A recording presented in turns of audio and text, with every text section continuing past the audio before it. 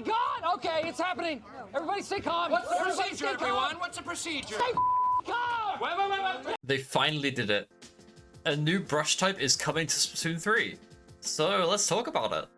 The Painbrush is the first new brush type since Splatoon 1, all the way back in 2015, and it's a very interesting weapon indeed. There's a lot of unique characteristics within this weapon that are not shared with the other brushes, so yeah, there's a lot to talk about here.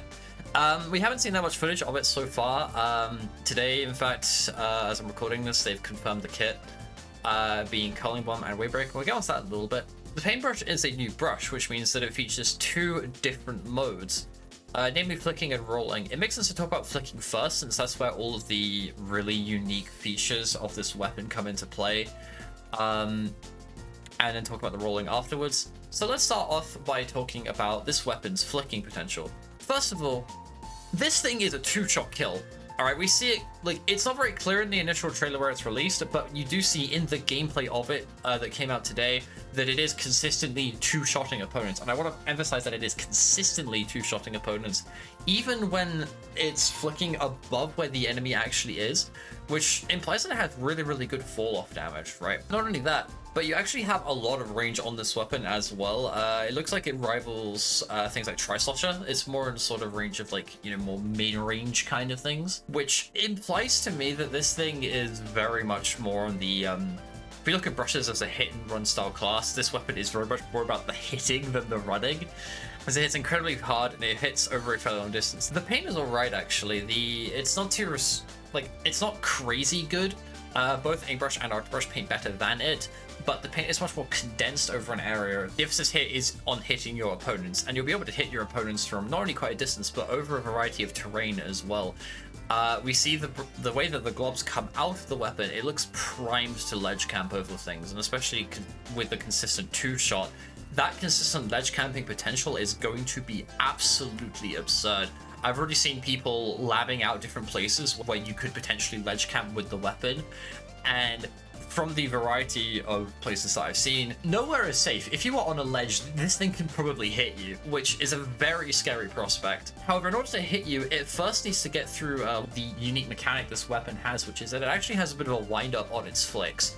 Now, the wind-up time isn't super long, but in a game like Splatoon, where everything can kill you in generally under half a second, every frame matters. And as a result of that, you are going to need to be very careful about when you start attacking your opponents, because you will need to get through that wind-up first. The best way to think about it is it's almost like playing a dynamo roller, in the sense that dynamo needs to be very careful about when and where it flicks, but if it manages to get those flicks off, it's devastating. And this is a much better weapon type than the dynamo roller, so that's pretty neat. Not only that, but the wind-up activates every single time that you start flicking, which isn't really too bad for the flicks, but it is bad for the mobility of the weapon. See, rolling around with the weapon isn't actually all that bad. You roll at the similar speed to Octobrush and with a similar trail width as well, so you shouldn't have too many difficulties maneuvering through ink with the roll. However, every time that you want to start rolling, you have to do at least one flick. That's a common thing across all brushes. And because of that wind-up time, it means that you will have to wait for that wind-up to finish before you can get your flick out, and then you have to start rolling. So the roll is very clearly intended to be more of an escape option for this weapon, and I honestly quite like that. I think the style of hit and run is a really good fit for this weapon, being able to hit hard with your flicks and then run away using your roll. I think it's a nice combination. You do have to ensure that you get that kill though, otherwise you will be very vulnerable while running away. Luckily this weapon is a consistent two-shot kill, so rolling into enemy turf is definitely not advised for this weapon. It's quite like Octobrush, where you're more using the roll just to do things like reposition or escape, as opposed to doing it like the Painbrush, where you roll into enemy lines. In fact, as a whole, you're going to be playing a lot more around your own ink with this weapon. Your paint output isn't exceptional. You do need to make sure that keep within your team's control, but as long as you do that, you'll be able to very safely poke with a lot of damage as well coming out of your main weapon. This weapon is also not that ink efficient, so you do need to be very selective. You need to pick your targets well in advance, and I think the wind-up nature of the weapon really solidifies that as well. You definitely need to be a lot more careful with this brush compared to the other two brushes in the game if you want to be effective. Something else that I do really want to point out is a lot of people, while the wind-up doesn't help your mobility, I think this weapon having wind-up is balanced, because being able to flick with like high damage output over that range for a consistent and controllable amount of time is absolutely absurd. Like, to compare it to Dynamo again, with Dynamo you have to pick your flicks very carefully, but once you've done that flick you then have to try and do another one if you don't get the kill, which is incredibly risky and fairly high commitment.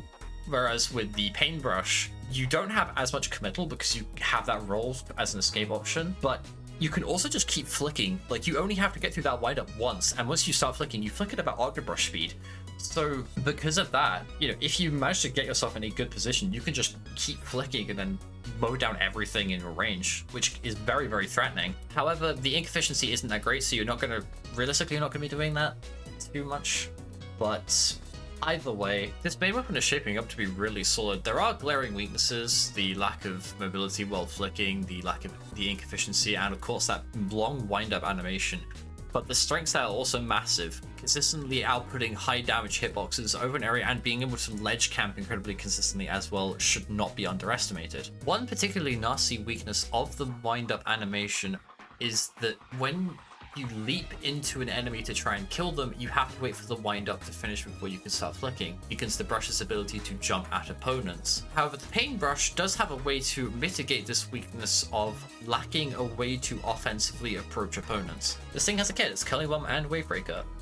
Wavebreaker is a really fantastic special for this weapon. It's much more of a mid-range Slayer weapon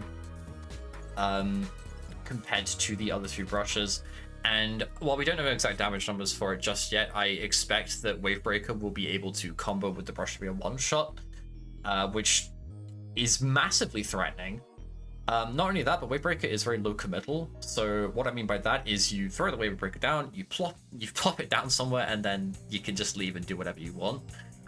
It frees you up to do things again very quickly, which I think for a weapon with relatively high committal like the Painbrush is really important, because it means your weapon isn't locked into a certain set of situation. It means that once you decide to do something with your weapon, you aren't locked into it for too long, which enables you to more quickly just like try to change what it is exactly you're doing. It keeps things like, you know, keep your opponents on their toes. Other than that, there's not really too much else to say about Wavebreaker. It does double down on the whole, you know, any ledge is free real estate for you, as the waves do go over ledges if you position the Wavebreaker in really good spots. In competitive matches, it'll probably use Wavebreaker similarly to how I imagine Range Blaster would use Wavebreaker, specifically saving it for when fights are happening, and then as soon as you anticipate a team fight is going to happen, that's when you plop it down, that's when you start going to town. It'll take some time, I think, for people to like iron things out with where and when to put Wavebreakers. But once that's been figured out, this thing will be devastating with it for sure. Another thing with Wavebreaker in this weapon is that the Wavebreaker itself acts as an instant ink refill. You know, this thing isn't the most ink efficient thing in the world, but you can just throw your Wavebreaker out instantly, you can go right back to just threatening every ledge in your vicinity. Not only that, but on flat ground as well, it serves to keep opponents on their toes. You know, brushes on flat ground don't really have any terrain to take advantage of while fighting, so it can be difficult for them to approach. But with Wavebreaker, this gives Painbrush a way to deal with things on flat ground, which would be very nice for maps that Inkbrush can struggle a little bit more with. Things like Scorch Gorge, for example. Umami Ruins is another map where I expect this to be absolutely fantastic. Not only because, you know, it's relatively flat and the Wavebreaker helps you to deal with that, but because the sub-weapon in this kit, the Curling Bomb. Curling Bomb on a brush, I think a lot of people assume that Curling Bomb on a brush is rather redundant because you have the roll, but again, you aren't really able to easily switch into your role until you have done flicks. So because of that, having a quick movement option that you can use without needing to commit to a flick first is really important. And that's exactly what Curling Bomb is. It's a really nice movement option that you can utilize in order to more aggressively move around the map as opposed to the more defensive nature of your role. You can also use Curling Bombs to flush out people from areas instead of being forced to commit to flicks. Because remember, if you think someone is hiding under a ledge, it's probably a better idea to cook a Curling Bomb and throw it so it drops onto the ledge rather than start flicking. Because as soon as you start flicking, you're in a much more vulnerable position, and if it turns out that the person that was under that ledge had rotated to, say, a different one, they have a free shot of killing you.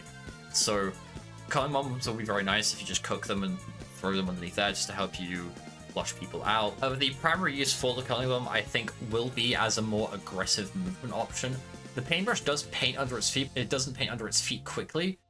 And if you want to move up in a more aggressive manner, you will want some turf under your feet. Curling bombs do provide a little bit of that, as well as a trail for you to swim through. I think it'll make curling bombs a very great tool for helping the paintbrush to net individual kills, which you might be able to then chain into more kills. This weapon looks like it might be absolutely fantastic for chaining kills together, just based off of the fact that you can just hit and run, and then as long as you are careful with where you're running to, you can very easily just get another hit, like you can get another couple of hits in. Another thing that's important to know about the curling bombs is that you can throw them as a mind game.